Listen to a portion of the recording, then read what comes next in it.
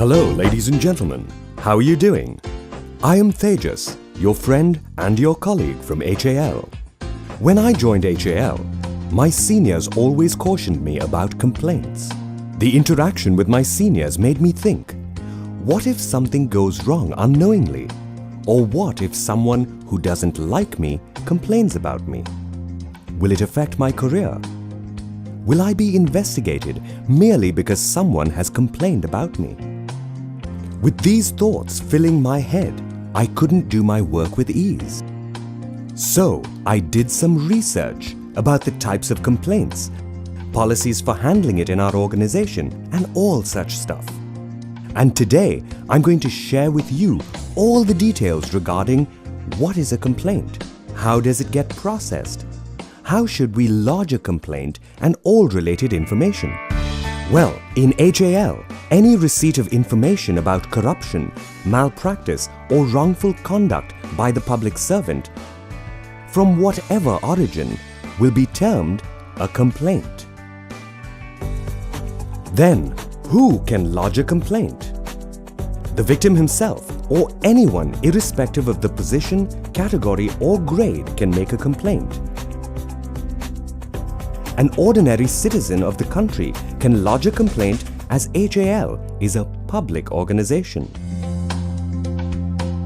Before moving on to the action on complaints, let us know what are the type of complaints.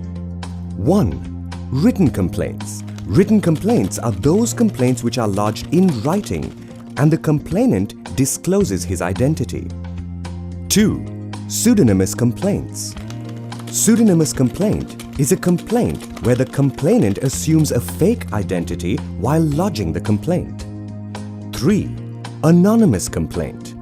A complaint submitted or lodged without complainant's details. 4. Oral complaints are the complaints given orally through telephone or in person. A vigilance officer will put up the same in writing and send the correspondence to his superiors for further necessary actions. Do you know that all the complaints lodged in different departments, irrespective of the content, are forwarded to the CVO office? The company policy of 2009 issued by the HR department clearly mentions this. Now let's understand what happens after the complaint is forwarded to the CVO. Each complaint will be verified by the Vigilance Department and accordingly appropriate decisions will be taken. During verifications of complaint, the identity of the complainant and the contents mentioned will be verified. If the complainant is false or vague or unverifiable, then the complaint is filed and no action is taken. If the complainant is administrative in nature, that is, complaints regarding late attendance, disobedience, insubordination, etc., it will be forwarded to the concerned administrative department for necessary actions. The Vigilance Department only takes up complaints which have what they call vigilance angle. A complaint having vigilance angle will be forwarded to a vigilance officer for further action. I know you're curious to know what is vigilance angle. Even I had this question at the time of research, but not to worry, I am going to clarify this now. Anything to do with demanding or accepting bribes, having assets in excess to the known sources of income, forgery, cheating, misuse of the office, obtaining valuable things without consideration in return for official favors, gross negligence, recklessness in decision-making, blatant violation of systems and processes, etc. come under the purview of vigilance angle.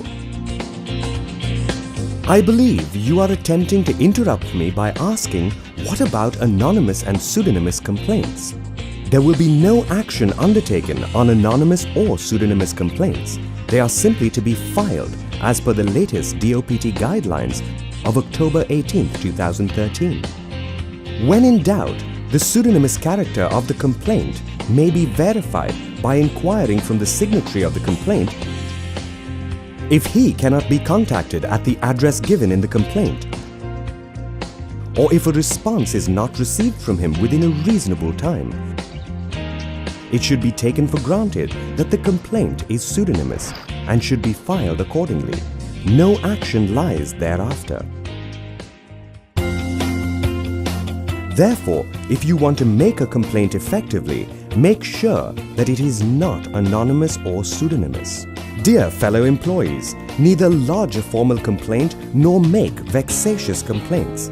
They may attract penal disciplinary actions.